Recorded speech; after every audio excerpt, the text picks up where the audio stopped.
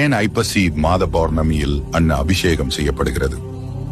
ஜோதிடத்தில் குறிப்பிடப்படும் அனைத்து 27 நட்சத்திரங்கள் சந்திரனின் மனைவியர் ஆவர். அதில் ரோகிணி நட்சத்திரத்துடன் மட்டும் பெரிய அளவில் நாட்டமில்லாமல் இருந்தார். இதனை தன் தந்தையிடம் ரோகிணி கூறினார். இதனால் அவரது தந்தை தட்சனால் உன் உடல் தேயட்டும் என சாபமிட்டார். சந்திரனின் 16 கலைகளில் 3 கலைகள் மட்டும் மீதம் இருந்த நிலையில் சிவபெருமான் சந்திரனின் வேண்டுதலை ஏற்று அவருக்கு அருள் புரிந்தார். அந்த 3ஆம் பிறையை தன் தலையில் சூடினார். இருப்பினும் உன் சாபம் முழுமையாக நீங்காது. உன் பொழிவு முழுமையாக தேய்ந்து மறைந்து பின்னர் படிப்படியாக வளர்ந்து பிரகாசித்து பின்னர் தேய்வதுமாக இருக்கும். என்னை சரணடைந்த இந்த ஐப்பசி மாத பௌர்ணமி மிக பிரகாசமாக இருக்கும் என அருளினார்.